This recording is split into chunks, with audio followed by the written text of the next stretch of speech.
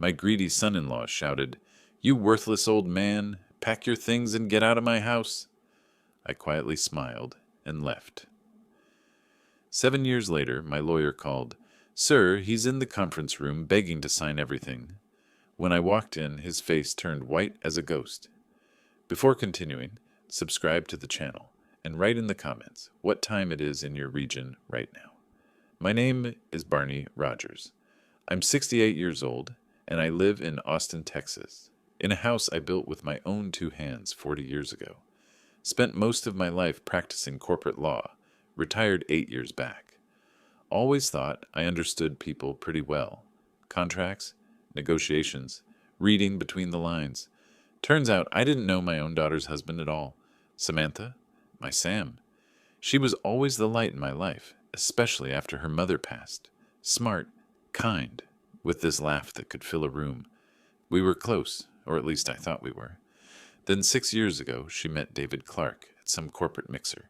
He was 33 then, worked in IT management, drove a leased BMW, wore suits that cost more than they should, had that polished smile, the firm handshake, the rehearsed charm. I saw through it immediately.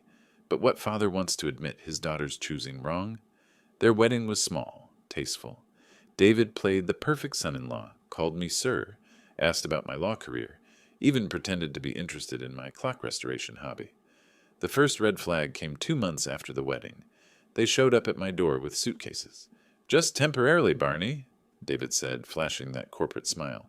"We're between places. Maybe 2-3 months tops while we save for a down payment." Samantha looked at me with those hopeful eyes. What was I supposed to say? "It's a 4-bedroom house. Just me rattling around in it." "Of course," I told them. "Stay as long as you need." That was 3 years ago. The changes started slowly. First month, David was helpful. Mowed the lawn, took out trash, kept his voice down. Second month, he started commenting on things. "This furniture's pretty dated, isn't it? You should really update this kitchen, Barney. It's practically vintage." I smiled, nodded, said nothing. By month 4, he'd invited friends over without asking. I came home from fishing one Saturday to find 8 people in my living room, David holding court like he owned the place. "Oh, Barney's back," he said, barely glancing my way. "We'll keep it down." No apology, no introduction of his guests, just that dismissive wave. Samantha started changing too. She'd always been independent, strong-willed. Now she echoed David's opinions like a ventriloquist dummy.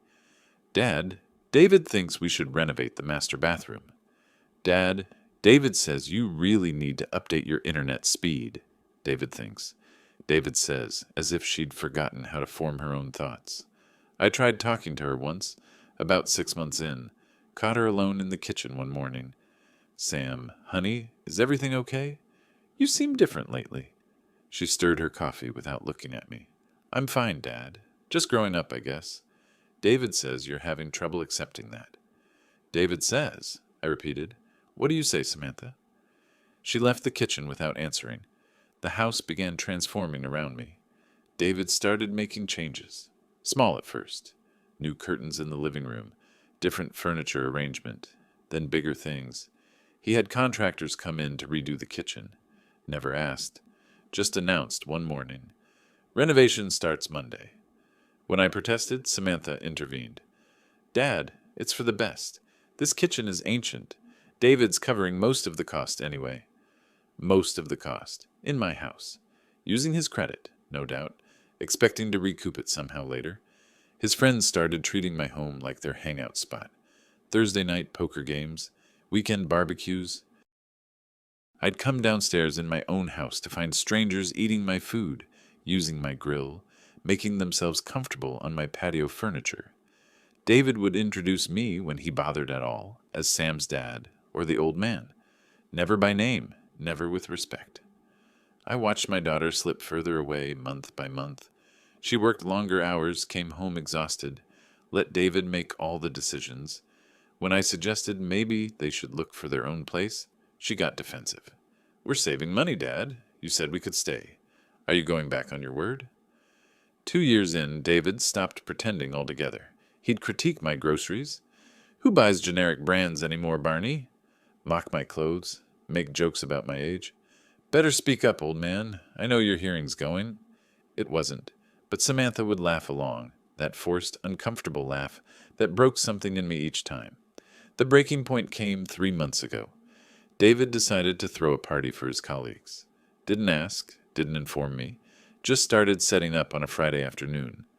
By evening, my house was packed with 30-something tech workers, drinking expensive wine and talking loudly about stock, options, and crypto investments. I stayed in my workshop mostly, restoring a 1920s mantel clock, trying to ignore the noise. Around 9, I went to the kitchen for water. David was there with 4 colleagues, all holding drinks, laughing at something on someone's phone. "Oh, there he is," David said when he saw me. His words were slightly slurred. "Guys, this is Barney, the owner of this lovely establishment." "Your father-in-law?" one woman asked. "Yep, the old failure himself." David grinned like he'd made a joke. 40 years as a lawyer, and look at him. Living alone in this house, working on old clocks because he's got nothing better to do. Never made partner, never made real money, just existed. That's what happens when you don't have ambition, folks. You end up like this. The kitchen went quiet. His colleagues looked uncomfortable, shifting their weight, suddenly very interested in their drinks. I stood there, water glass in hand, looking at this man who'd taken my daughter, my house, and now my dignity. Samantha appeared in the doorway. She'd heard. I could see it in her face, that flash of shock, of shame. Our eyes met. I waited for her to say something, anything, to tell her husband he was out of line, to defend me, even weakly. She looked away. "Excuse me," I said quietly, and walked back to my workshop. Behind me, David's laugh echoed through my kitchen, through my house, through what was left of my family. I didn't sleep that night. I sat in my workshop, surrounded by the pieces of broken clocks I'd been fixing, and something shifted inside me. For 2 years I'd been patient, understanding, accommodating, waiting for David to show his true colors, hoping Samantha would see it herself. She'd seen it tonight, and she'd chosen silence. The next morning I went downstairs. The house was a disaster. Empty bottles, food wrappers, stains on my carpet. David was in the kitchen making coffee, whistling like he didn't have a care in the world. "Morning, Barney," he said, not looking up. "Great party, huh? Really brought some life to this place." I poured myself coffee, said nothing. "You know," David continued, "I've been thinking. This house has good bones, but it needs work. I'm planning some major renovations. Finally turn it into something impressive. Don't worry, I'll handle the contractors. You just stay out of the way." I sipped my coffee, watched him. He was so confident, so utterly sure of himself. He genuinely believed this was his house now, that I was just the old man who happened to live here, tolerated out of obligation. "Whatever you think is best," I said. He smiled, satisfied. "Glad you're finally seeing sense." I finished my coffee and went back upstairs. In my office, I opened my filing cabinet and pulled out the deed to my house. My name. Only my name. Purchased in 1985. Paid off in 2003. Not a single document connecting David to this property. I sat there, holding that deed, feeling something cold and sharp crystallize in my chest. Not anger. I'd moved past anger. This was something else. Something patient and methodical. Something that would take time but would be absolutely, devastatingly thorough. David thought this was his house. Let him keep thinking that. Let him keep making his plans, spending his money, building his little empire on sand. I had time, I had resources, and I had 40 years of legal experience teaching me exactly how to build an airtight case. The game had changed. David just didn't know it yet. I moved through the next few days like a ghost in my own home, watching, observing, taking notes, though David was too absorbed in his own world to notice. He'd started talking openly about renovations, installing a pool, redoing the master suite, expanding the garage for his upcoming car upgrade. Each sentence dripped with ownership, with the casual arrogance of someone who'd never been told no. Samantha avoided me. She'd leave for work early, come home late, disappear into their bedroom. The few times we were in the same room, she'd busy herself with her phone or suddenly remember something she needed to do elsewhere. The guilt was eating her, but not enough. Not yet. I caught myself remembering her at 8 years old, gap-toothed and laughing, helping me sand the wooden frame for her mother's mirror. "Dad, are we building it forever?" she'd asked, her small hands struggling with the sandpaper. "No, sweetheart," I'd told her. "We're building it to last." She'd worked so carefully, so determined to get it right. That mirror still hung in the hallway. I passed it every day now, and each time I saw her reflection. 8 years old, 12, 16, 20, overlapping with the stranger she'd become. When did I lose her? I kept asking myself that. Was it gradual, or was there a specific moment I missed? The wedding day, I remembered her in that white dress, radiant, looking at David like he'd hung the moon. I'd given her away, literally put her hand in his, and felt that ancient parental fear. Is he good enough? Will he treat her right? I'd ignored my instincts because she seemed happy. Now I understood. She'd been infatuated. There's a difference. 3 days after the party incident, David cornered me in the kitchen. I was making breakfast, eggs, toast, nothing fancy, when he walked in, already dressed in one of his expensive suits. "Barney, we need to talk." He leaned against the counter, arms crossed. "I've been looking at investment opportunities. Smart moves, high returns. There's this property development deal, commercial real estate, practically guaranteed profit. But I need $15,000 to get in on it." I cracked another egg into the pan. $15,000. "It's a sure thing. Trevor Mitchell, he's a genius with this stuff. He's got the inside track. I just need some capital." He said it like it was a foregone conclusion, like I was a bank he could withdraw from at will. "No," I said simply. The kitchen went very quiet. I could feel his surprise radiating across the room. "What do you mean, no?" "I mean no, David. I'm not giving you $15,000. I flipped the eggs, watching them sizzle. "It's an investment, Barney. I'd pay you back with interest." Still no. His voice hardened. "You're sitting on a nest egg doing nothing with it. This is a genuine opportunity." "For you," I interrupted, turning to look at him. "An opportunity for you. Using my money. In my house. Where you live rent-free." His face flushed. "Rent-free? I put thousands into this place. The kitchen, the living room furniture. That I never asked for. Because you're too stuck in the past to see this place was falling apart." His voice rose. "You're a selfish old man, you know that? Samantha and I are trying to build a future, and you're sitting on your money like some dragon hoarding gold. What are you even saving it for? You're 68. It's not like you've got big plans." I turned off the stove, plated my eggs. "You're right, David. I don't have big plans. That's why the answer is no." He stared at me, jaw clenched, fists tight at his sides. For a moment I thought he might actually throw a punch. Instead, he grabbed his keys from the counter. "Unbelievable. Absolutely unbelievable. Samantha needs to know how selfish her father really is." He stormed out. I ate my breakfast alone, the eggs exactly how I liked them. That evening, Samantha came to my workshop. She stood in the doorway, arms wrapped around herself like she was cold despite the warm Texas evening. "Dad, David told me about the investment thing." I kept working on the clock mechanism in front of me, tiny gears and springs laid out with precision. "I'm sure he did. He's really upset. He says you don't trust him." "Do you trust him, Sam?" She didn't answer right away. "He's my husband." "That's not what I asked." "Why are you making this difficult?" Her voice cracked slightly. "He's trying to provide for us, to build something. David says you're just stuck in your ways, that you can't accept—" "David says?" I repeated, setting down my tools and finally looking at her. "Samantha, when did you stop thinking for yourself? When did every sentence start with David says or David thinks?" "You're just old-fashioned, Dad. You don't understand how things work now." "I understand more than you think." I stood up, facing her fully. "I understand that man has been living in my house for 3 years, making changes I never approved, treating me like an inconvenience in my own home. I understand he just asked me for $15,000 for some investment scheme without a single detail, no business plan, no documentation. I understand he called me a failure in front of strangers in my own kitchen, and I understand that you stood there and said nothing." Her eyes filled with tears. "That's not fair." "No, What's not fair is watching my daughter disappear into someone else's shadow. The Samantha I raised would never have stayed silent while someone disrespected her father. The Samantha I raised had a spine. She flinched like I'd slapped her. I should go.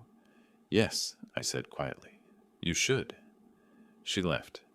I went back to my clock, but my hands were shaking too much to work on the delicate mechanisms.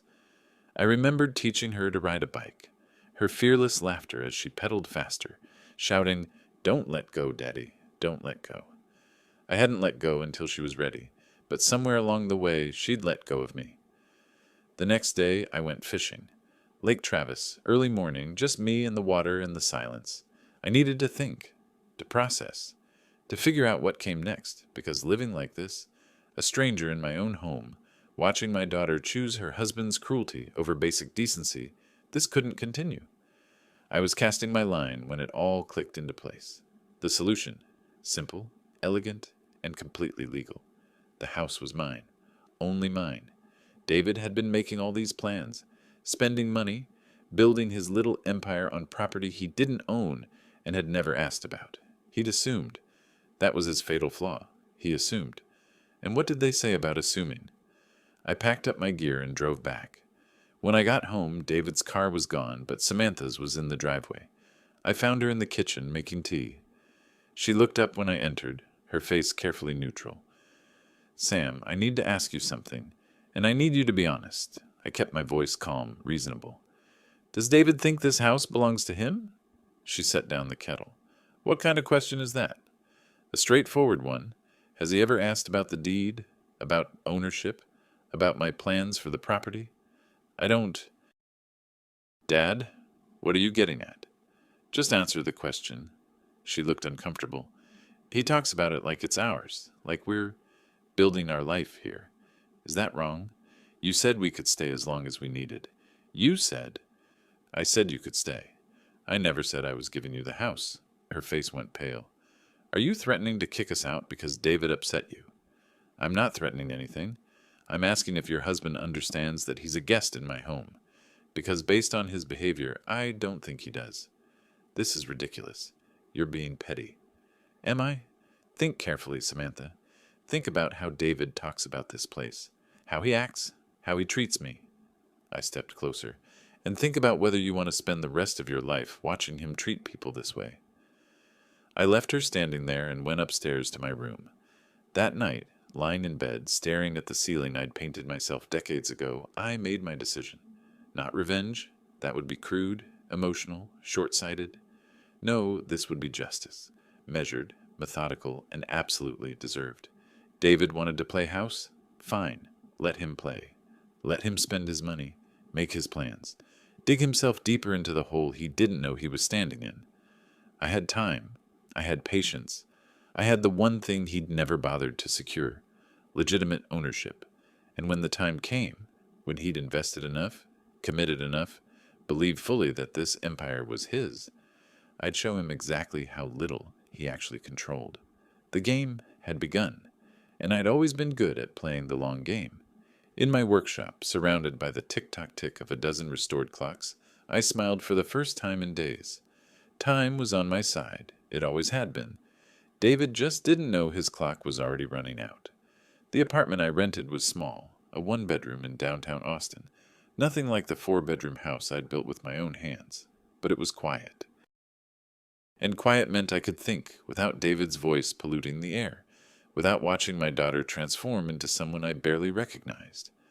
The first 2 weeks, I didn't do much except exist, unpack boxes, set up my laptop, made coffee in the morning, and stared at the walls. My neighbor, a graduate student who played guitar too loudly at midnight, probably thought I was just another lonely old man counting down his days.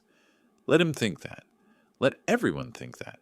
Because while I sat in that apartment drinking mediocre coffee, my mind was working, analyzing, planning. Every insult David had thrown at me, every dismissive gesture, every moment Samantha had looked away instead of defending me, I cataloged them all. Not out of bitterness, though there was plenty of that. Out of necessity.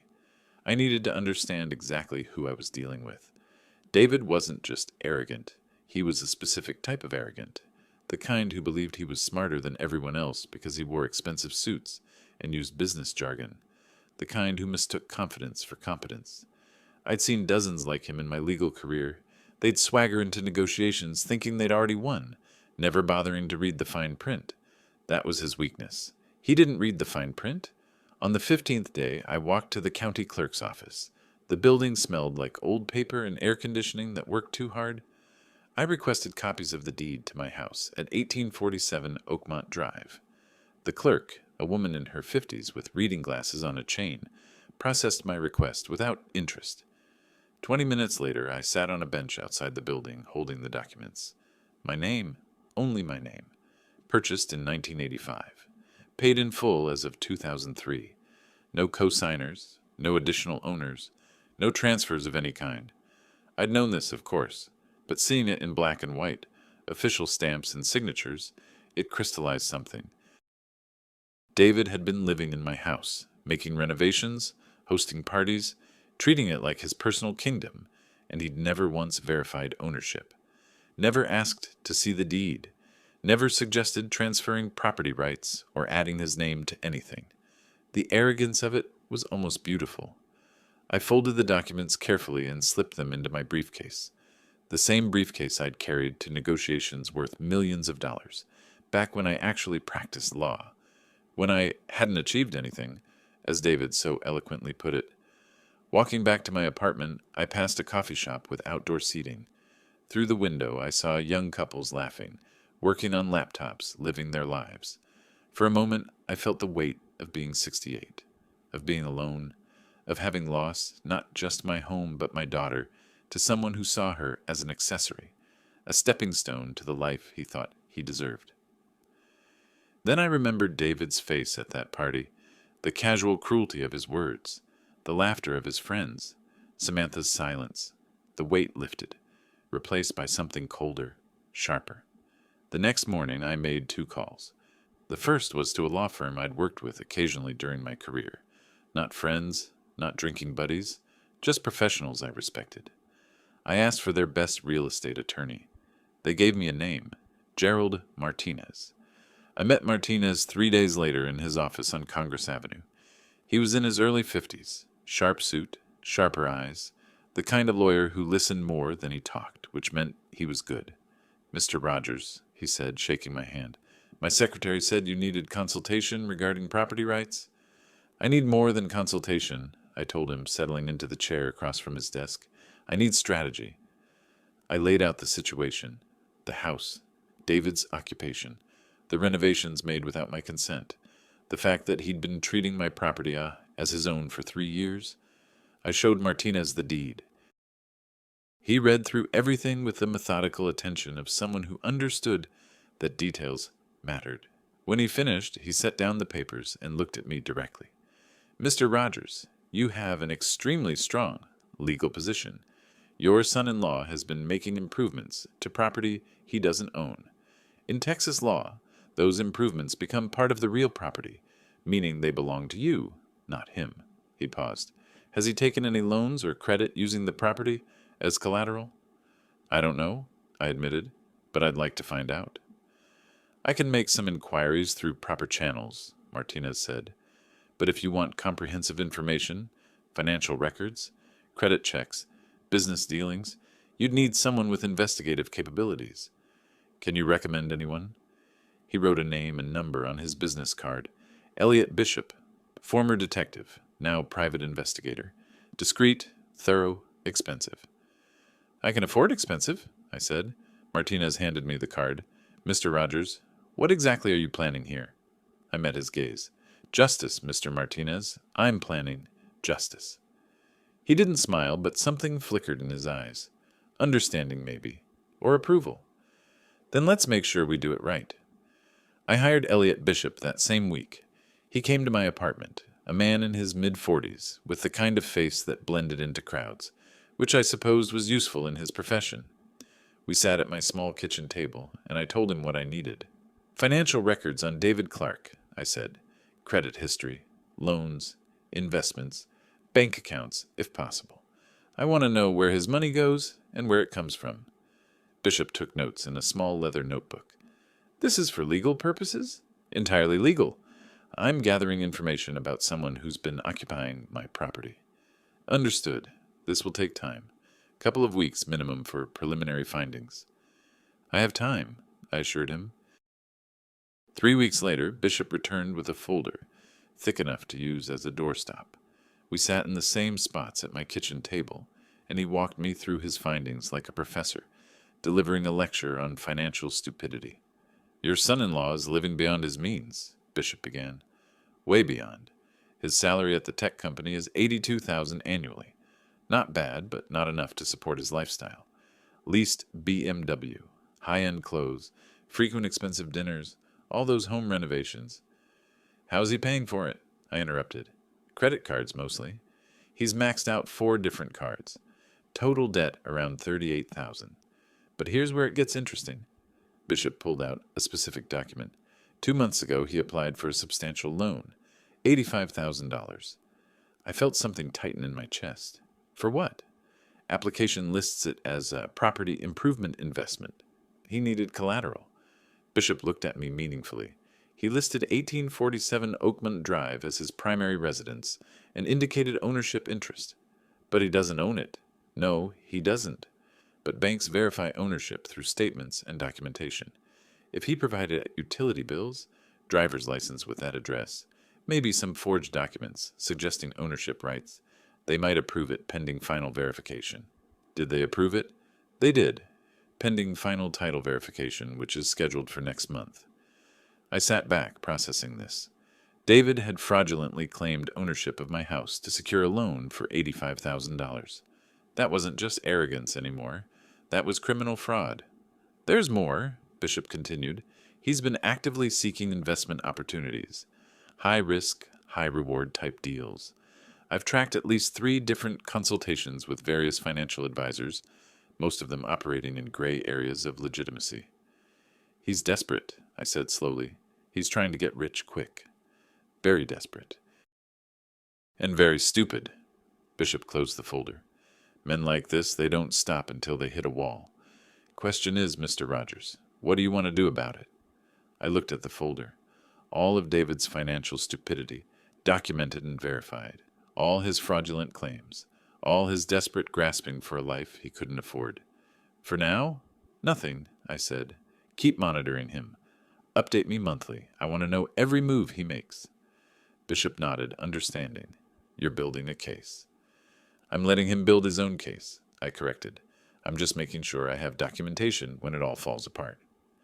After Bishop left, I sat alone in my apartment. Outside, Austin went about its business. Traffic, conversation, life continuing as it always did. Inside, I felt something shifting. The grief and hurt from those first weeks was hardening into something else, something patient and deliberate.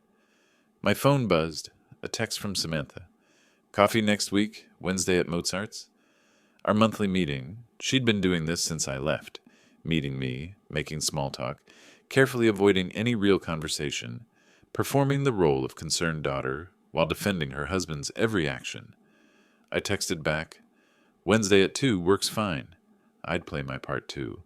The sad old father, lonely and diminished. Let her think David had won. Let them both think it. Because while they celebrated their victory in my house, I was building something they couldn't see. Not an attack, not revenge, just a careful, methodical documentation of every stupid decision David made, every fraudulent claim, every desperate gamble. The chess game had begun. They just didn't know they were playing. Wednesday came. I arrived at Mozart's Coffee Roasters at 1:45, giving myself time to settle in with a coffee before Samantha arrived. The place overlooked Lake Austin, all outdoor patios and gentle breezes. We'd been coming here since she was in college, when she'd meet me between classes to complain about professors or rave about whatever book she'd discovered. Now we met here to pretend everything was fine. She arrived exactly at 2, looking tired. Designer sunglasses, expensive purse, David's influence in every detail. She kissed my cheek and sat down, ordering some complicated coffee drink that probably cost $8. How are you, Dad? The question had the rehearsed quality of someone following a script. Getting by, I said, injecting just enough melancholy into my voice The apartment's small, but it's quiet. Guilt flashed across her face. Good. I'm glad you found something comfortable. We made small talk. Her job was going well. David had gotten a promotion. Had he? Bishop hadn't mentioned that, which meant it was probably a lie David told her to explain away his spending. The weather was nice. Austin traffic was terrible.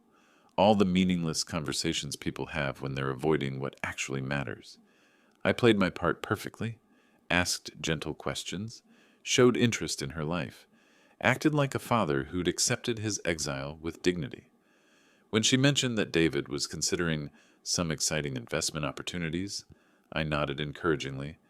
That sounds promising. David's always been ambitious. She smiled, relieved that I wasn't fighting her on it. He really is. He's got big plans, Dad, for our future. Our future. Built on my property, funded by fraudulent loans, sustained by lies she was too loyal or too scared to question. I'm sure you'll both do very well, I said. We parted after an hour. She hugged me, held on a moment longer than usual. I miss you, Dad. I miss you too, sweetheart. I watched her walk to her car, a new model, probably leased like everything else in David's life. Then I drove back to my apartment and called Bishop. How accurate is information about David's promotion? I asked. There was no promotion, Bishop confirmed. He applied for one 2 months ago, was turned down. His performance reviews are average at best. So David was lying to Samantha about his career too, building a fantasy world where he was successful, upwardly mobile, deserving of everything he'd taken. Time passed. I fell into a rhythm. Monthly meetings with Samantha where I played the diminished father. Monthly reports from Bishop tracking David's increasingly desperate financial decisions. Occasional consultations with Martinez, who quietly built a legal framework for whatever came next. A year slipped by like that. I settled into my small apartment, started restoring clocks again, sold a few online, made some money, kept myself occupied. To anyone watching, I looked like a man who'd accepted defeat, moved on, let go. But every night I reviewed Bishop's reports. David had borrowed another $15,000 from his parents, supposedly for home improvements. He'd maxed out 2 more credit cards. He'd started attending these investment seminars, the kind that promise quick wealth and deliver nothing but debt. And then Bishop brought me something interesting. There's this guy, he said, spreading photos across my kitchen table. Trevor Mitchell runs what he calls an investment consultancy out of a WeWork office. Classic get-rich-quick schemer. He's been targeting mid-level professionals, people like David who have just enough money to be dangerous. I studied the photos. Mitchell was smooth-looking, early 40s, expensive watch, borrowed confidence. What's his angle? Real estate flipping, supposedly. He claims to have inside tracks on distressed properties. Buy low, renovate fast, sell high. Split the profits, except... Bishop pulled out more documents. Most of his deals collapse. Properties don't exist. Renovations never happen.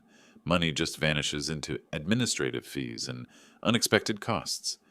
He's been sued 3 times, settled twice, currently under investigation for securities fraud. And David's involved with him. Had coffee with him twice last month. Mitchell's good at what he does. He'll dangle just enough legitimate information to make it seem real. Then he'll ask for investment capital. I sat back, thinking. David was a mark looking for a con artist. Mitchell was a con artist looking for marks. They'd found each other naturally, like predators and prey meeting at a watering hole. Keep watching, I told Bishop. I want to know the moment David commits any money to Mitchell's schemes. But then I had another thought, a better thought. I'd spent months watching David destroy himself financially, documenting his fraud, his lies, his desperate scrambling, but it was slow, passive. I was waiting for him to fail instead of ensuring it happened. What if I could accelerate the process? Not directly, nothing illegal, but what if information about an investment opportunity, one too good to be true, one perfectly designed to appeal to someone like David, happened to make its way into Trevor Mitchell's orbit? And from there, into David's eager hands. I thought about my old clients, the ones I'd helped back when I practiced law.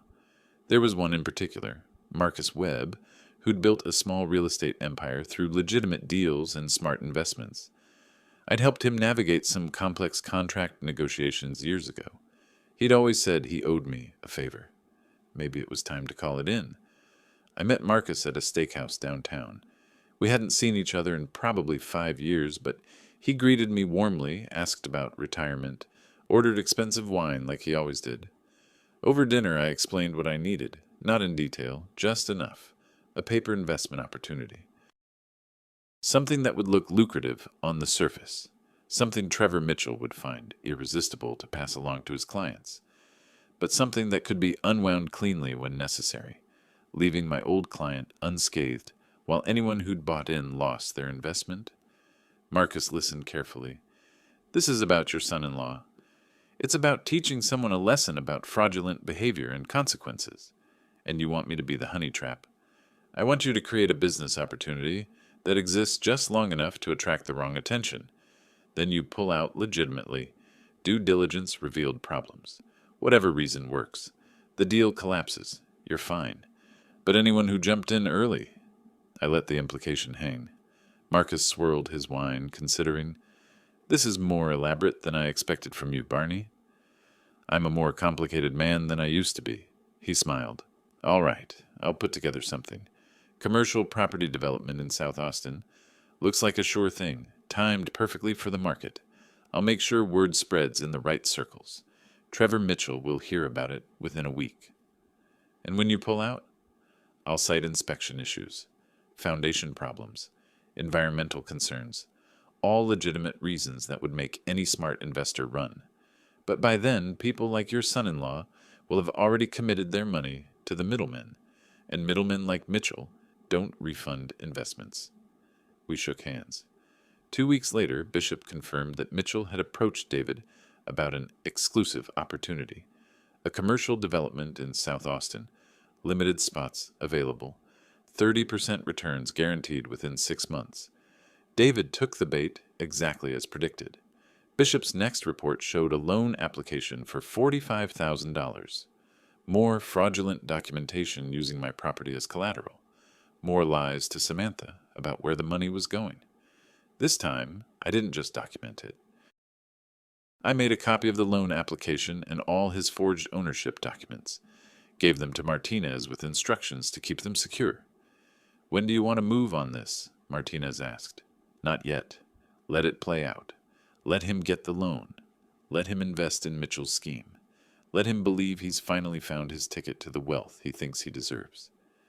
And when it collapses, I smiled, thinking about David's face when he'd called me a failure, when he'd told me to get out of his house, when Samantha had stood silent while he humiliated me. When it collapses, he'll be buried under debt he can't possibly repay, and the only thing of value he thinks he has, my house, won't be available to save him, because it was never his to begin with.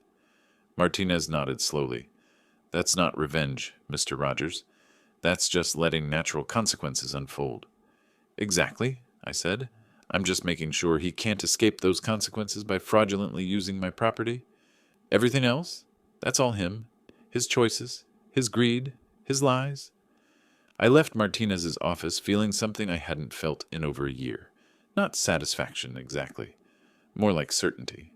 The pieces were moving into position.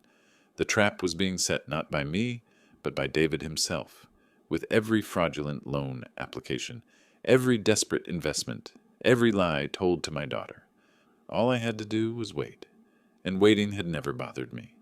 I'd restored pocket watches that took 6 months of careful work. I'd built a house one board at a time over years. I understood patience.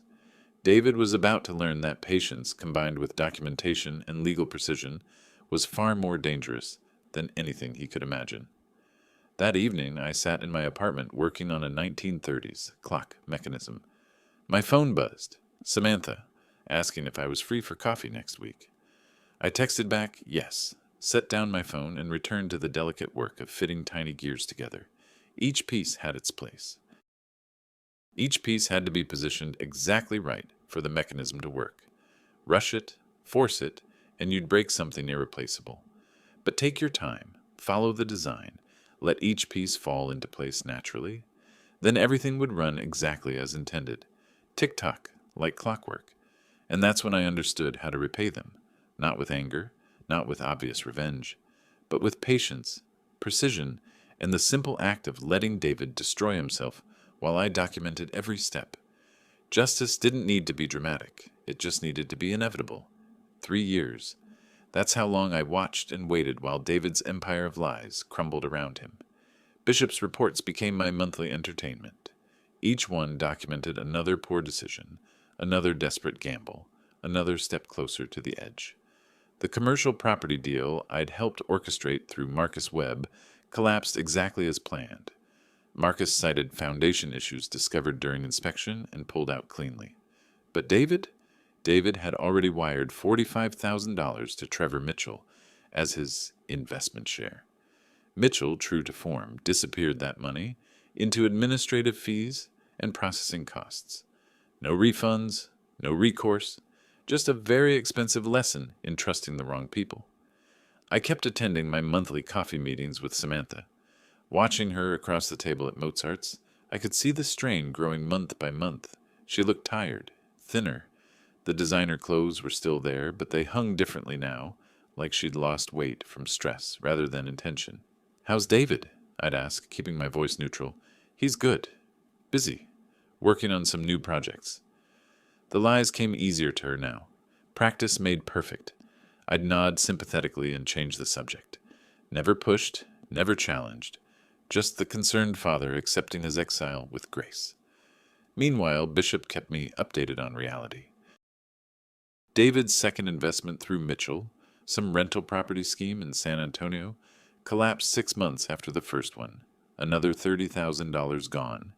Combined with his existing credit card debt and the fraudulent loans, David was now carrying roughly $160,000 in debt, and it was eating him alive. Bishop showed me photos from his surveillance. David at his desk, head in his hands. David arguing with someone on his phone in a parking lot, his face red and gesturing wildly. David sitting in his car outside the house, my house, staring at nothing for 20 minutes before going inside. "He's getting collection calls," Bishop reported during one of our meetings. "At least 5 different creditors. His credit score's in the toilet. Banks are starting to investigate the loan applications. They're noticing discrepancies in his collateral documentation." "Let them investigate," I said. "Make sure you have copies of everything they find." "Already done." Time kept passing. Samantha's texts became more frequent, but less substantial. "Just checking in, Dad. Hope you're doing well. Sorry we can't meet this month. David and I have plans." The guilt radiating through her messages was almost palpable. She knew something was wrong with her marriage, but couldn't admit it, wouldn't admit it. I continued my quiet life in the downtown apartment, restored clocks, sold a few pieces online, took walks around Town Lake. To anyone observing, I was just another retiree filling his days with hobbies and memories. But every evening I'd sit at my small kitchen table with Bishop's latest report, watching David's world compress like a dying star. It was fascinating in a clinical way. How predictable desperation made people. How they'd keep making the same mistakes, just bigger, hoping for different results. The breaking point came on a Tuesday morning in late autumn. Bishop called me instead of scheduling our usual meeting. "He went to a lawyer yesterday," Bishop said without preamble. "Real estate attorney. He's trying to sell the house." I felt something sharp and bright flare in my chest. Not quite satisfaction, not quite triumph, something colder. "And the attorney did a title search. Found out the property's solely in your name. Has been the entire time. According to my source, David went white as a sheet when they told him." "I imagine he did. He called your number 14 times yesterday, left 7 voicemails, each one more desperate than the last." I looked at my phone, which I'd been deliberately ignoring. Sure enough, missed calls. Voicemails I hadn't listened to. What did he say? Started with anger. How could you not tell him the house wasn't his? Progressed to bargaining, he needs to talk to you. Work something out. Ended with something close to begging. "Please call him back. He needs your help." "No," I said simply. "No what?" "No, I won't call him back. Let him stew. Let him realize exactly how trapped he is." Bishop was quiet for a moment. "Mr. Rogers, I've been in this business a long time. I've seen people seek revenge in a lot of ways. But watching you operate, it's like watching a chess master. You never made a single illegal move. You just position the pieces and let him checkmate himself.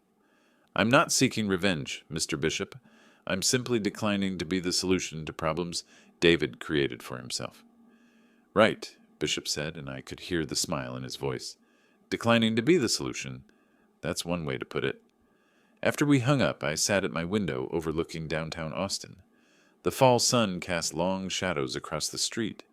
Somewhere across town, in the house I built 40 years ago, David was panicking, probably pacing, definitely scheming for a way out. But there was no way out, not anymore. The debt collectors would keep calling. The banks would keep investigating. The fraudulent loan applications would eventually surface.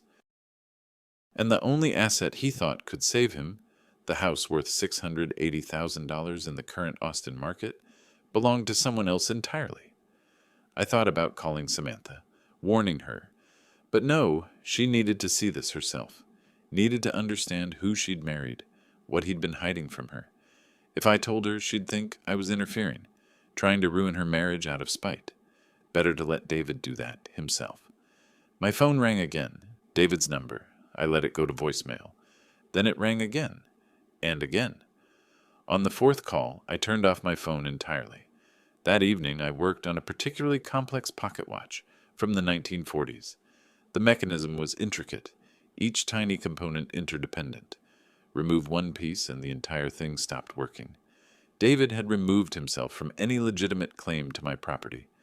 Now his entire financial structure, built on lies and fraudulent collateral, was stopping. Tick-tock. The next day, Martinez called. Mr. Rogers, I received an interesting inquiry yesterday.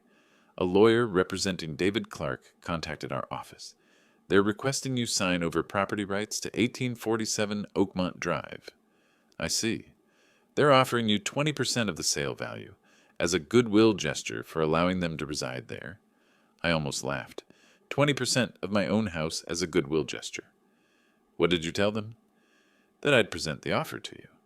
But Mr. Rogers, I think it's time we had a more detailed conversation about your options. I agree, but not over the phone. Schedule a meeting. I want you to prepare something specific. What exactly?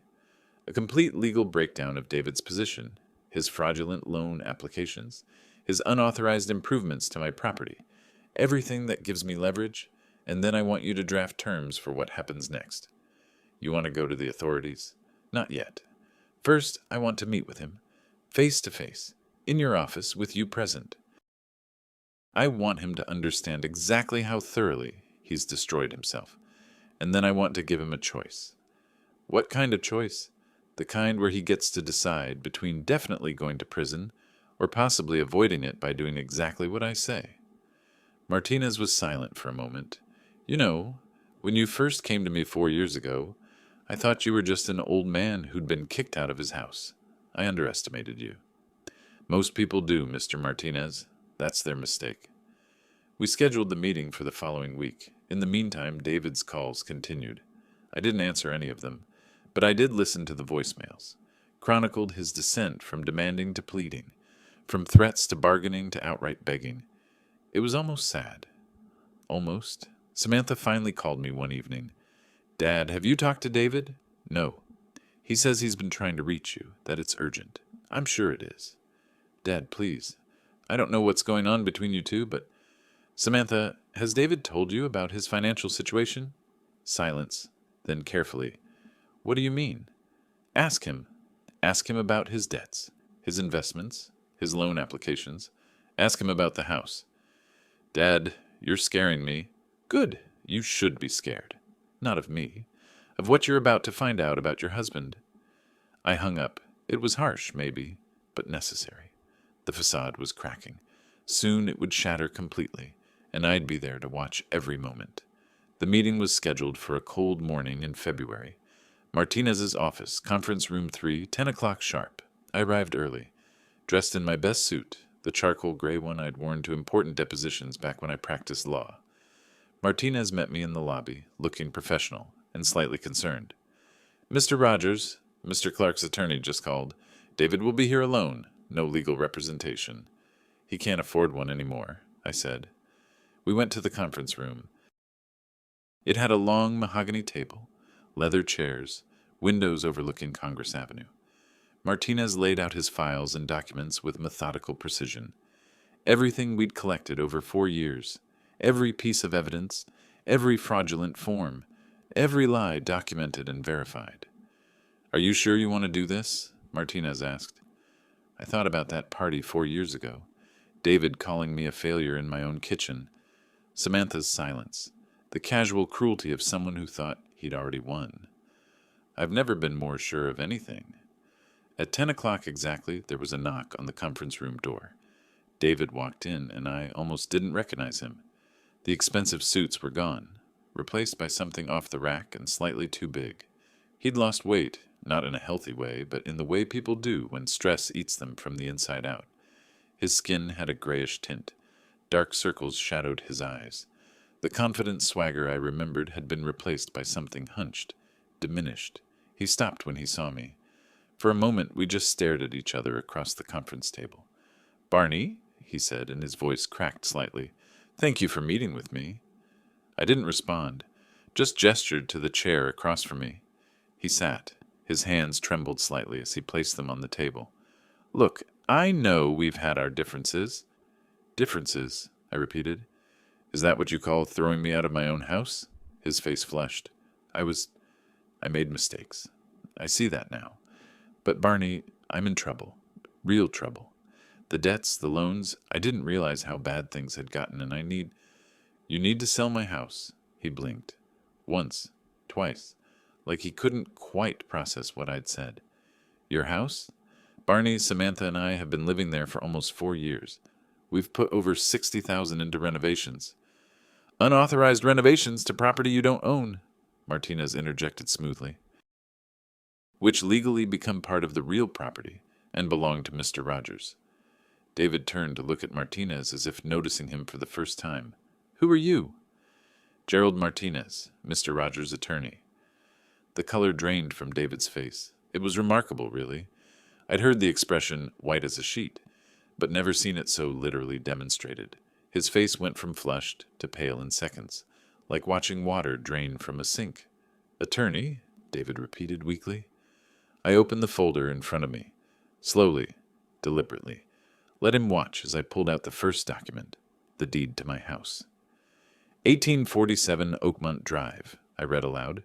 Purchased by Barney Rogers in 1985. Paid in full as of 2003. Current owner, Barney Rogers. No co-signers.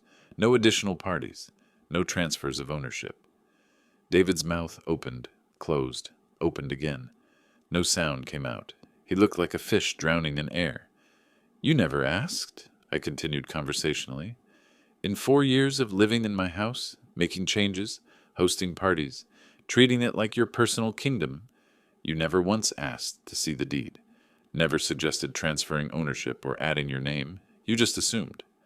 But Samantha said," he trailed off, realizing how weak that sounded. "Samantha said what?" "That I was giving you my house." I leaned forward slightly. "I said you could stay temporarily. That was all.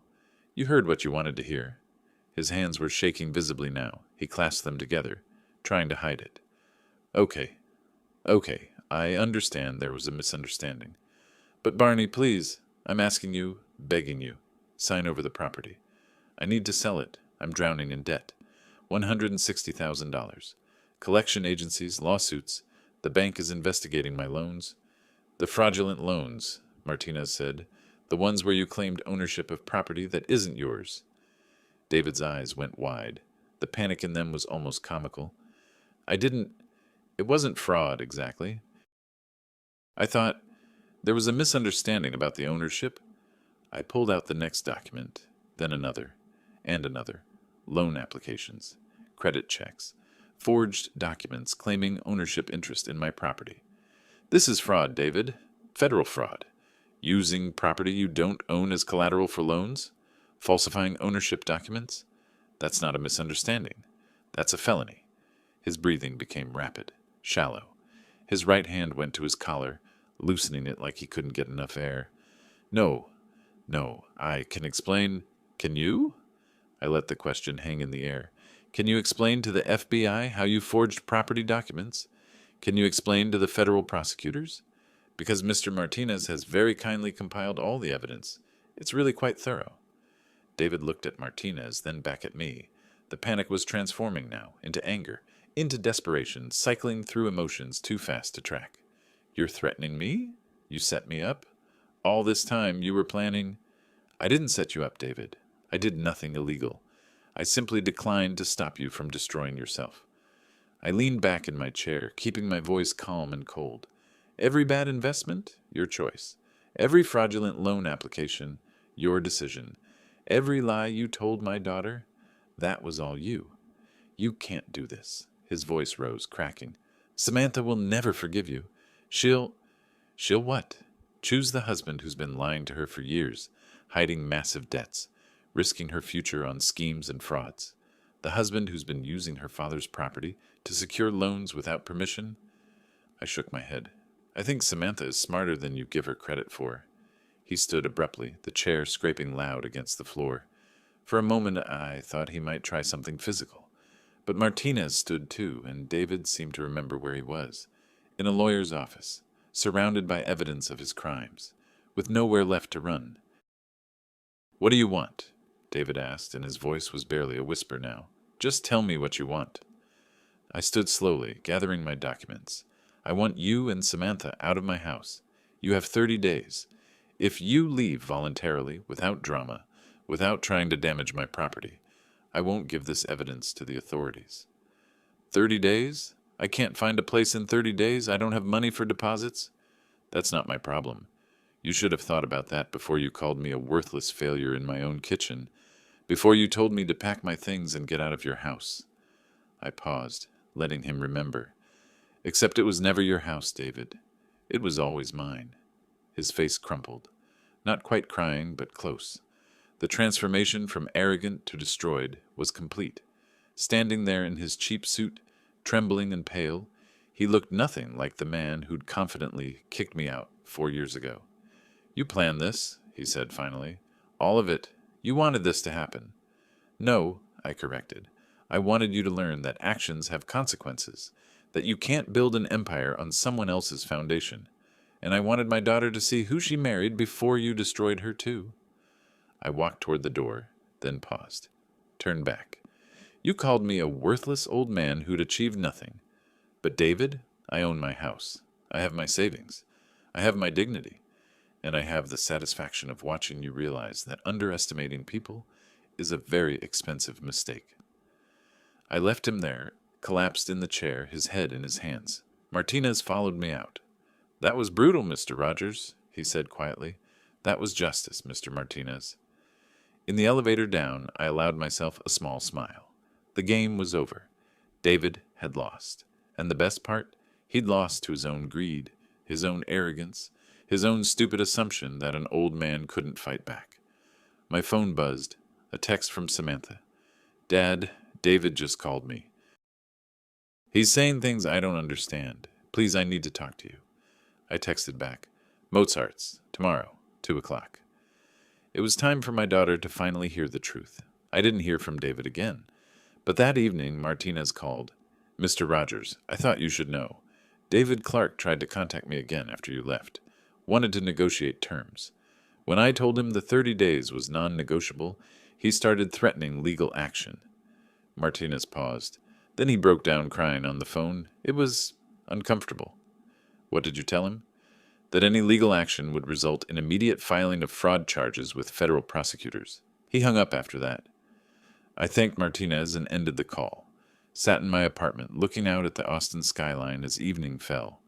Somewhere out there, David was telling Samantha everything. The lies, the debts, the fraudulent loans, the fact that they were about to lose the house because it had never been theirs to begin with. I wondered how she'd take it.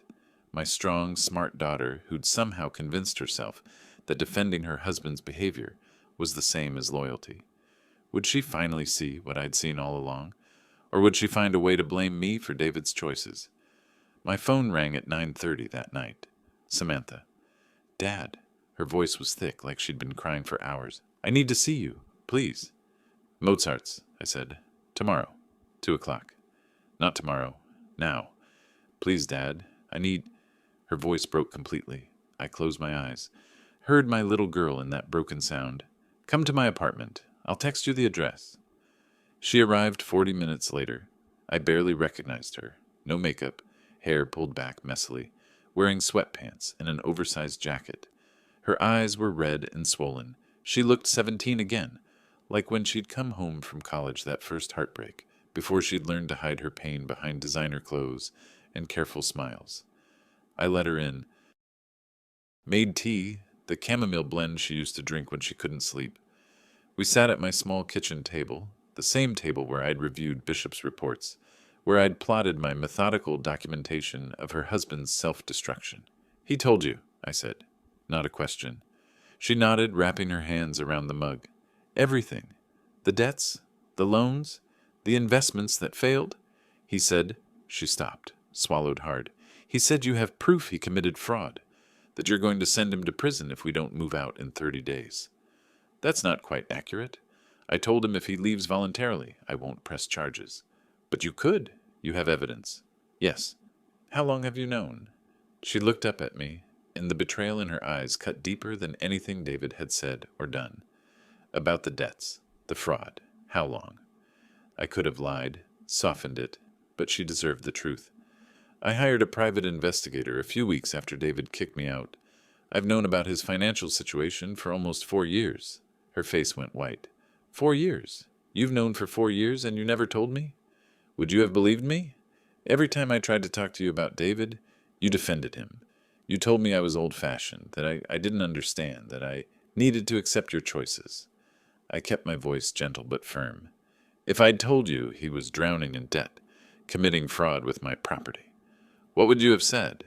She opened her mouth, closed it, because we both knew the answer. She would have thought I was lying, exaggerating, trying to sabotage her marriage. You could have tried, she whispered. I did try, Sam. Remember that conversation in my workshop, when I asked if you still thought for yourself? When I pointed out that every sentence you spoke started with, David says or David thinks? I leaned forward. You left without answering, went right back to defending him. So you just let him destroy us? Let him commit crimes and rack up debt and ruin everything? I didn't let him do anything. David made his own choices.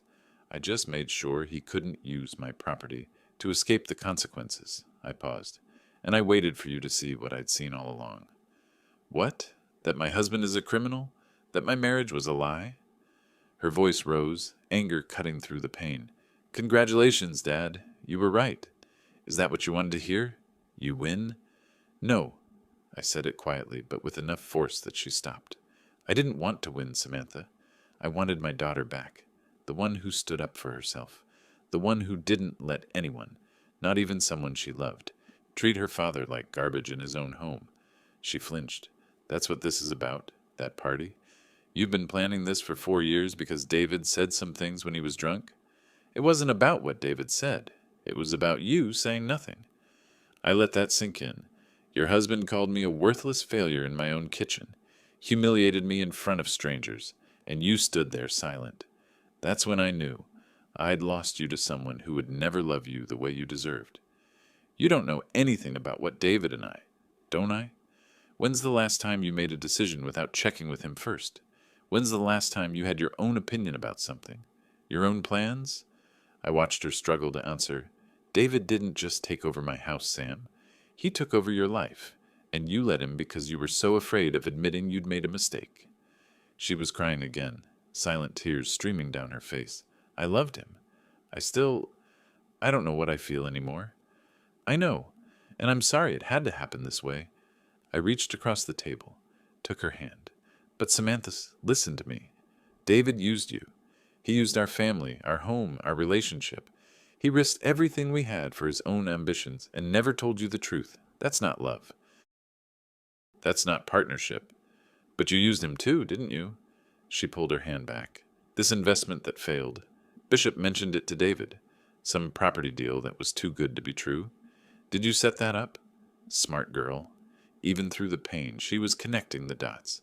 I made sure information about an opportunity reached the right people, I said carefully.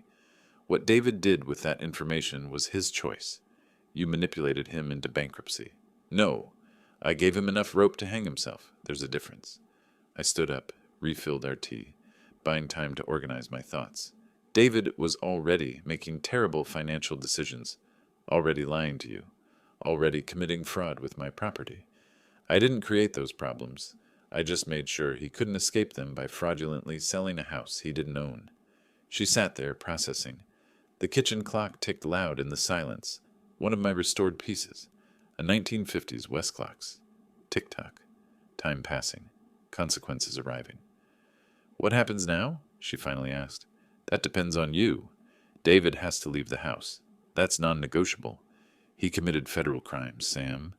If I don't make him face some consequences, he'll just do it again, to someone else. But you... I sat back down. You have a choice. You can go with him. Try to rebuild your marriage on honest foundations this time. Or you can separate yourself from his mess and figure out who you are without him controlling every decision. You want me to leave him. I want you to choose yourself for once, whatever that means.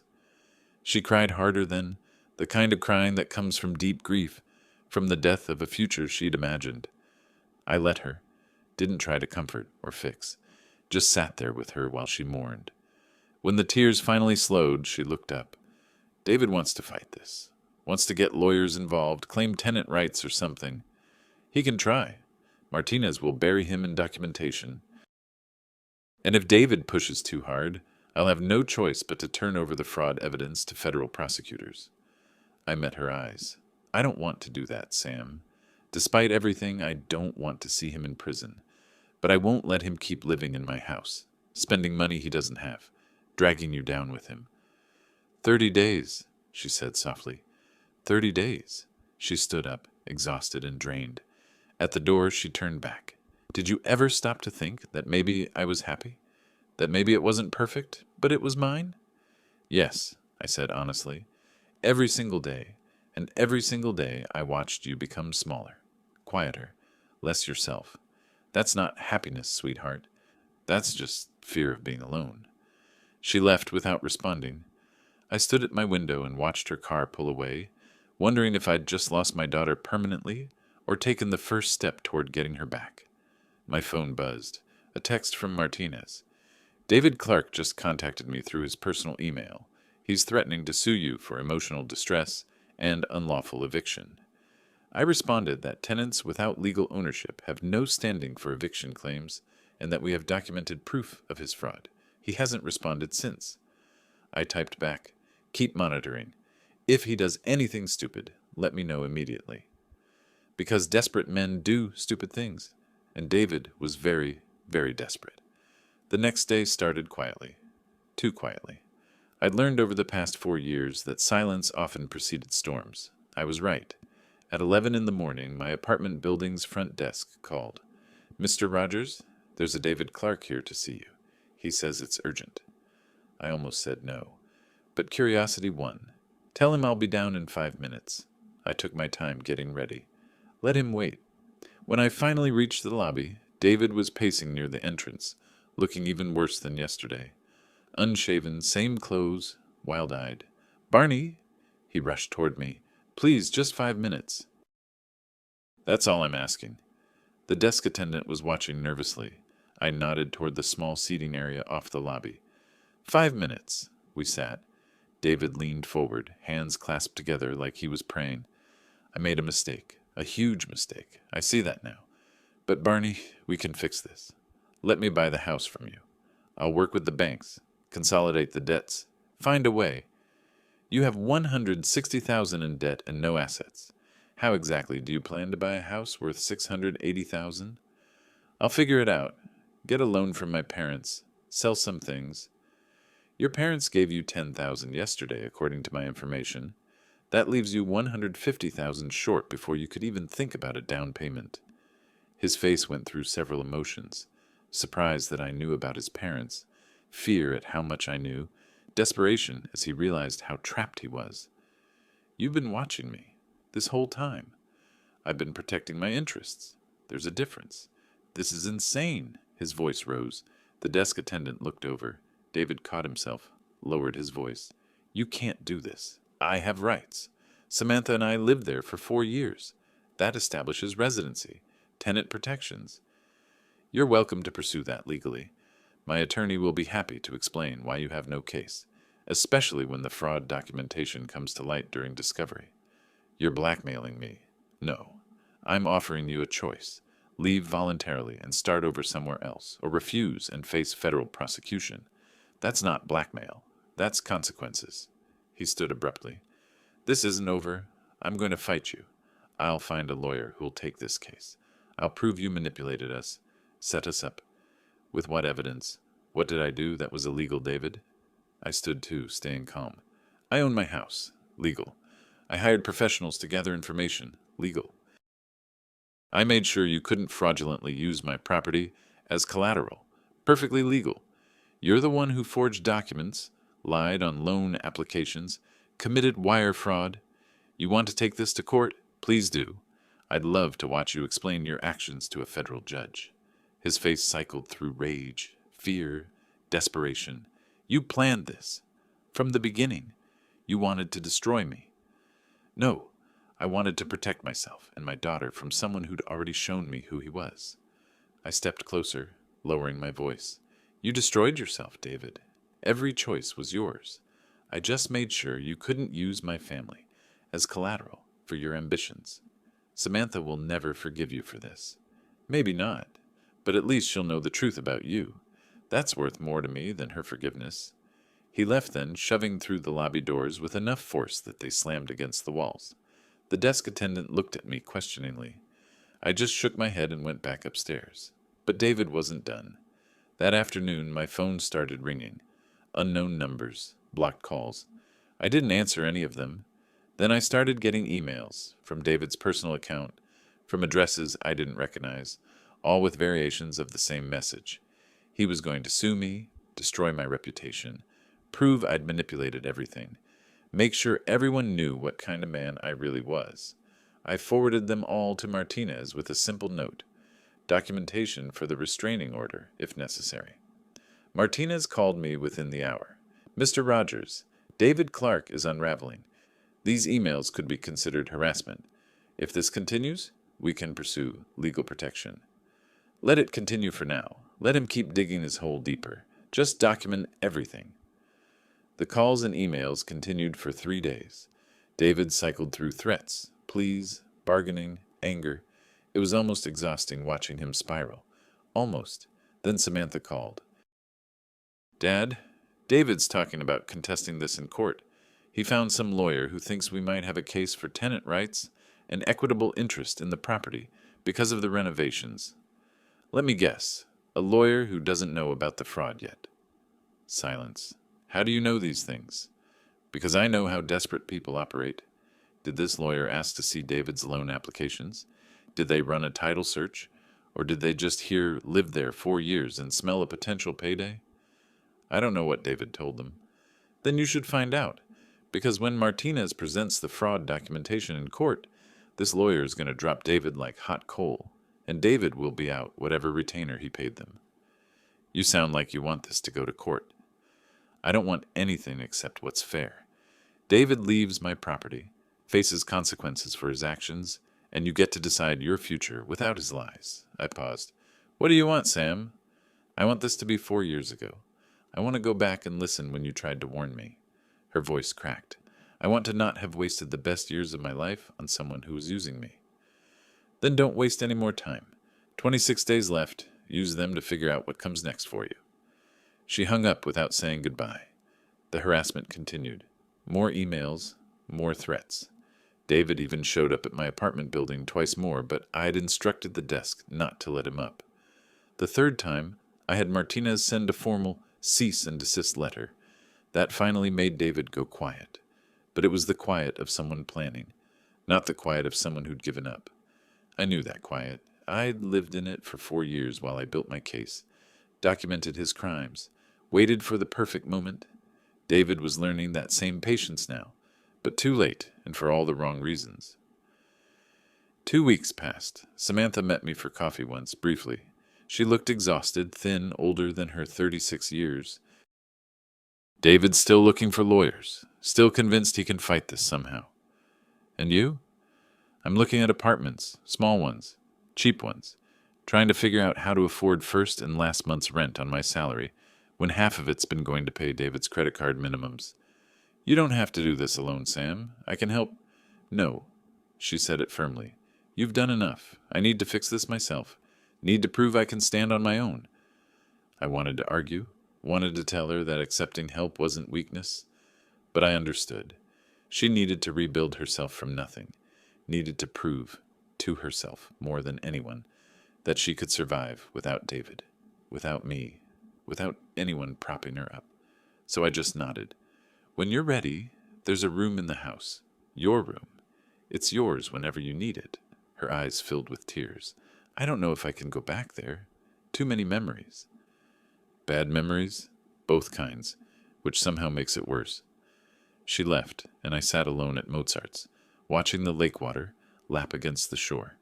23 days until David had to leave. 23 days until I got my house back. But the house didn't matter anymore. Not really.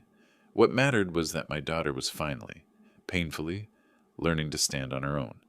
Learning that survival meant making hard choices. That love without respect was just dependence by another name. My phone buzzed. A text from Bishop. FYI, David Clark just pawned his watch. The Rolex he was so proud of. Got $4,200 for it. Desperate measures. I stared at that message. Remembered David at that party, showing off his watch to his colleagues.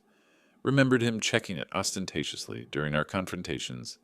A little reminder that he had nice things, important things, successful things.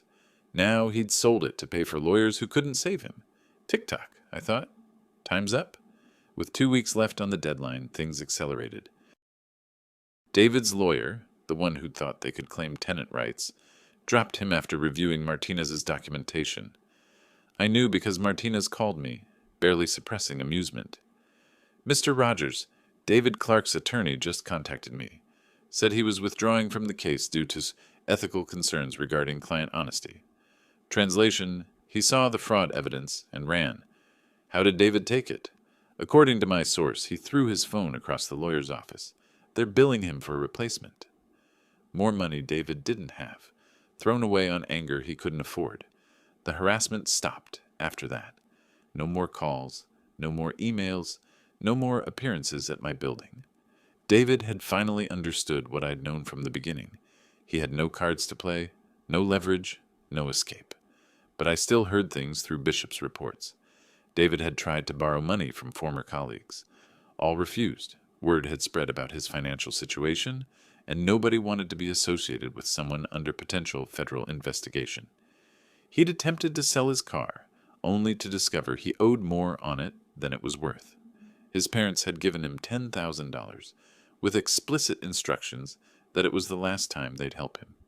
He's broken, Bishop told me during our final meeting.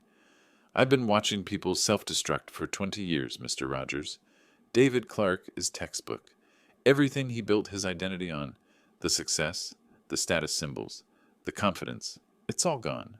What's left is just a scared man facing consequences he never thought would catch up to him. Good, I said, and meant it. Samantha called me on a Thursday evening 10 days before the deadline. Dad, I need to tell you something. I'm listening. I filed for divorce yesterday, served David with papers this morning. I sat down slowly. I'd hoped for this, planned for it even, but hearing it still hit differently. How are you feeling? Terrified, relieved, angry, sad. All of it at once, she paused. He didn't take it well. Said I was betraying him when he needed me most. Said you'd poisoned me against him. Said I'd regret this. Do you? Regret it? No. I regret not doing it sooner. I regret not seeing who he was. I regret wasting 4 years on someone who saw me as an accessory to his ambitions. Her voice strengthened. But I don't regret leaving. That's the only smart decision I've made in a long time. You made plenty of smart decisions before David. You'll make them again. I hope so. I got an apartment. Tiny studio in East Austin, nothing fancy. Move-in date is the same day we have to be out of the house. I've already started packing my things. Samantha, don't, Dad. Don't offer to help with rent or deposits or any of it. I need to do this myself. Need to prove I can survive without someone supporting me. She laughed, but it sounded painful, though I wouldn't say no to help moving boxes. I'll be there, I promised. After we hung up, I sat in the growing darkness of my apartment. 4 years ago, I'd lost my daughter to a man who didn't deserve her. Tomorrow, I'd start getting her back. Not the way I'd hoped, not without pain or damage or years lost, but maybe that was the point. Sometimes people had to break before they could rebuild stronger. The final week crawled by. Bishop confirmed David had rented a studio apartment on the outskirts of Austin, the kind of place with thin walls and questionable plumbing. The kind of place David would have mocked 4 years ago when he was living in my house, driving his leased BMW, wearing his expensive suits. Martinez called on the last day. Mr. Rogers, David Clark has signed all necessary documents for vacating the property. No challenges, no appeals, no drama. As of midnight tonight, he's officially trespassed if he remains on the premises. Will he be gone by then? His moving truck is scheduled for 4 this afternoon. He'll be out. I thanked Martinez and ended the call. Then I did something I hadn't done in 4 years. I drove to Oakmont Drive. The house looked the same from outside. My house that I'd built board by board 40 years ago. David's BMW was gone, probably repossessed. A rental truck sat in the driveway, 2 men loading boxes. I didn't go inside, wasn't ready for that yet. Just sat in my car down the street, watching. At 5 o'clock, David emerged carrying a final box. He looked small, diminished, the expensive clothes replaced by jeans and a t-shirt. No watch on his wrist, the Rolex long since pawned. His face was drawn, exhausted, defeated. He loaded the box, said something to the movers, then stood for a moment, looking at the house. Even from this distance, I could see his shoulders slump. Whatever he was thinking, regret, anger, loss, it didn't matter. This was his doing. Every choice, every lie, every fraudulent document. This was the life he'd built, and now he had to live in it. The truck pulled away. David got into a beat-up Honda, borrowed or rented, I assumed, and followed. I sat there until sunset, watching my house in the fading light. Tomorrow, I'd reclaim it. Tomorrow, I'd walk through rooms that had witnessed so much cruelty and make them mine again. But tonight, I just watched, and thought about the man who'd called me a worthless failure, who'd kicked me out of my own home, who'd manipulated my daughter and stolen 4 years of our relationship. That man was gone now. Not destroyed. I wasn't that cruel. But humbled. Reduced. Learning the hard way that arrogance without substance was just noise, and noise eventually faded to silence. My phone buzzed. Samantha. He's gone. I'm at my new place. Dad, it's over. It's really over. I texted back, see you tomorrow. We'll make the house home again. Driving back to my apartment, I passed the building where David now lived. Lights on in a ground floor unit, blinds drawn. Somewhere behind those blinds, he was unpacking his reduced life, facing his consequences, understanding too late that actions mattered. I didn't feel triumph exactly, more like completion. Like finishing a complicated restoration and watching all the pieces finally work together. Tick-tock. Everything in its place. Justice, patient and methodical, exactly as it should be. The next morning I stood on the porch of 1847 Oakmont Drive, with my key in hand. Behind me Samantha waited with cleaning supplies. Inside, the house was empty of David's presence, but full of memories, both good and terrible. I unlocked the door. We stepped inside together. It smells different, Samantha said quietly. Like someone else lived here. Someone else did, but not anymore. We spent that first day cleaning, erasing evidence of David's occupation. I found small acts of petty vandalism, scratches on walls, a broken cabinet hinge, a cracked tile. The actions of someone angry about losing but too cowardly to face consequences directly. He did this? Samantha asked, staring at deep scratches on the hallway wall. Probably his last act of defiance. Childish. Most cruelty is. We repaired what we could, made lists of what needed professional work. With each repair, the house felt more like mine again. By evening, exhausted and dusty, we sat on the back patio looking at the sunset over the Texas hills. Dad, Samantha said carefully, can I ask you something? Anything. That investment that ruined David? The property deal. Did you set that up? I considered lying, softening, but she deserved truth. I made sure information about an opportunity reached the right people. I knew someone like David, desperate and arrogant, would see it as his salvation. What he did with that information was his choice. But you knew he'd take it. You knew he'd use it to destroy himself. Yes. She was quiet for a long moment. I should be angry. Should say that's manipulative and wrong. But all I feel is grateful. Because if you hadn't, I might have wasted another 10 years before seeing the truth. I never wanted to hurt you, Sam. I know. But you were willing to let me hurt temporarily so I could heal permanently. That's what a parent does, isn't it? Lets their kid face consequences even when it's painful to watch. I reached over and took her hand. You were never the target. You were always what I was trying to save. We sat in comfortable silence as the sun disappeared. Inside, clocks ticked. The ones I'd restored over 4 years of exile, now back in their proper home. Each tick a reminder that patience paid off, that time was the ultimate weapon against arrogance. The next few weeks settled into routine. I moved back into my house permanently. Samantha came by often, having dinner, helping with repairs, slowly rebuilding our relationship. We didn't talk about David much. He'd become irrelevant, a lesson learned and moved past. But I heard things. Through Bishop's final reports before I terminated his services, through mutual acquaintances, through the small-town nature of Austin's professional circles.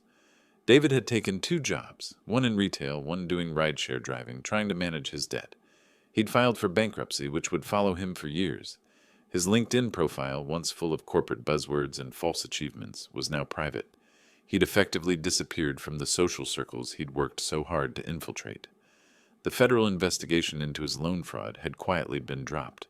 Once Martinez confirmed David had vacated the property, and I declined to press charges.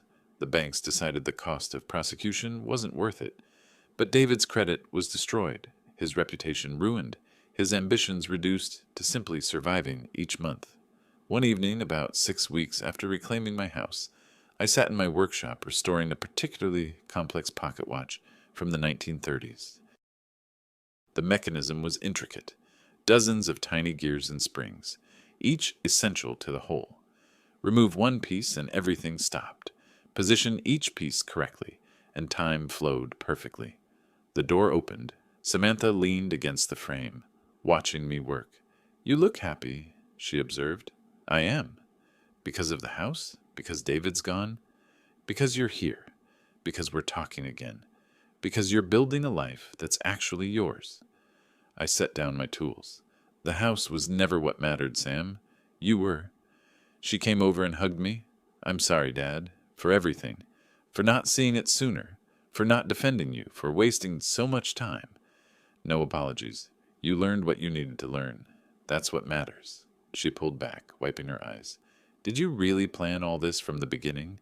The investigation, the documentation, waiting for him to destroy himself?" I smiled. "I didn't plan his failure. David was always going to fail. Men like him always do, eventually. I just made sure that when he failed, he couldn't use our family as his safety net, couldn't fraudulently sell my house to escape his debts, couldn't drag you down with him. So you just documented his self-destruction and made sure he couldn't take us with him when he fell." "Yes." She was quiet, processing. Then she smiled, really smiled for the first time in months. "That's cold, Dad. That's justice, sweetheart. The patient kind." Later, after Samantha left, I returned to my workbench. The pocket watch was nearly complete, just a few final pieces to position. I worked slowly, methodically, the way I'd learned to do everything. No rushing, no force, just patient precision. The final gear clicked into place.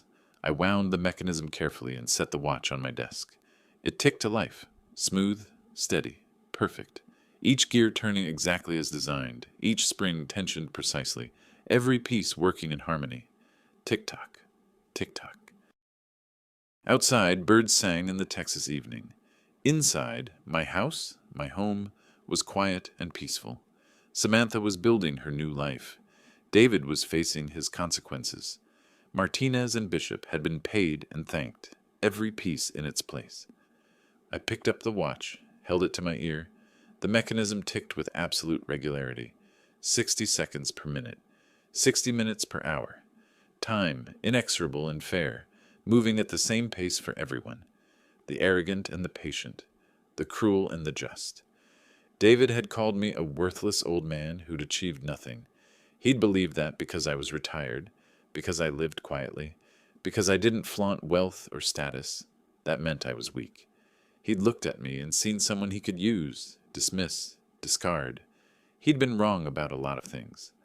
I thought about him in his studio apartment, working 2 jobs, watching his former life disappear in the rearview mirror, learning that actions had consequences, that documents had owners, that assumptions could destroy you, that an old man with patience and planning was far more dangerous than a young man with arrogance and ambition.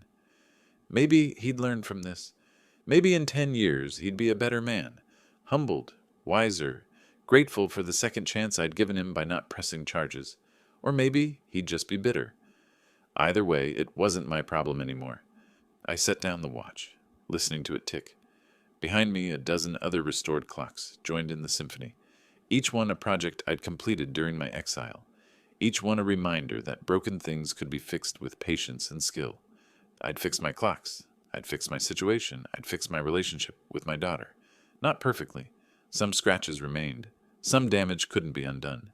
But functional. Whole. Moving forward. Time was the best teacher, I'd always believed.